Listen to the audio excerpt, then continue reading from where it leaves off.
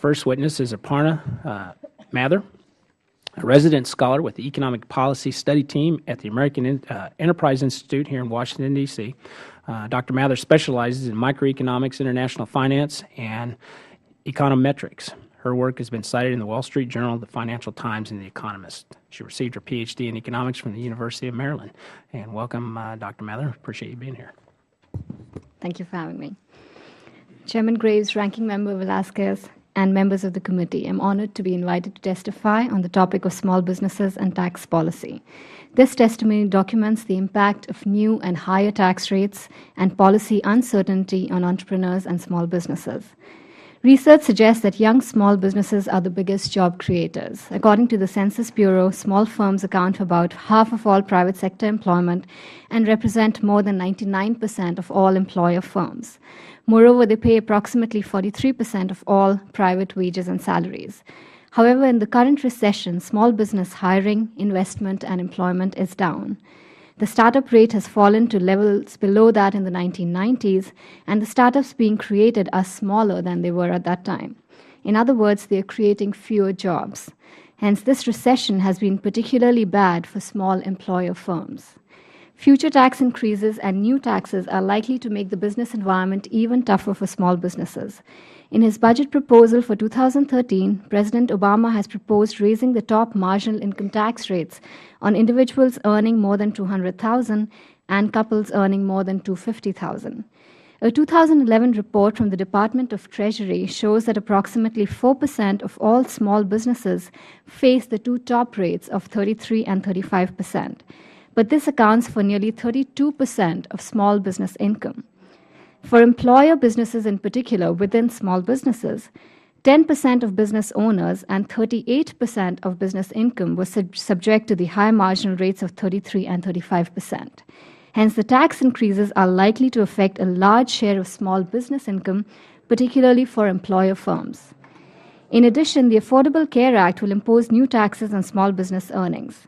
The Medicare payroll tax for self-employment earnings in excess of $250,000 will rise from 2.9% to 3.8%.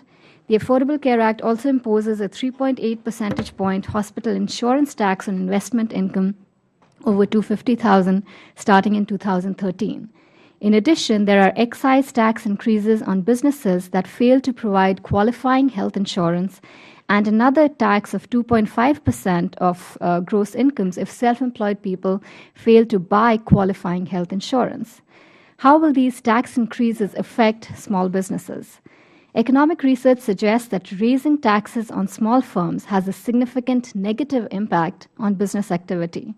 Higher taxes lower the ability of small firms to hire workers. It also lowers their ability to make wage payments to these workers.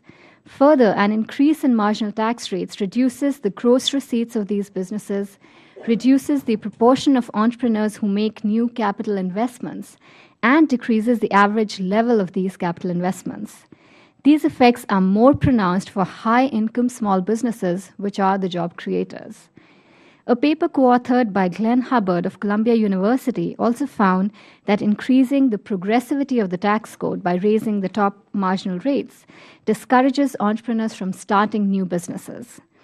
Finally, all the talk about future tax hikes and new regulations has created a climate of uncertainty for small businesses, which makes it hard for them to make long-term decisions about hiring and investment. New research shows that an increase in policy uncertainty, such as about taxes or government spending or other policy matters, leads to large and persistent declines in aggregate outcomes, such as declines in real GDP, private investment, and aggregate employment. A recent Gallup poll and also a Chamber of Commerce survey found that more than 48% of small businesses are not hiring because of the potential costs of healthcare, and more than 46% are not hiring because of concerns over government regulations.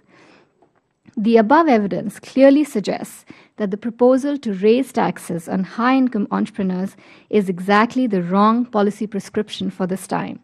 To encourage job creation and wage growth, we need a future with lower taxes, not higher. Thank you.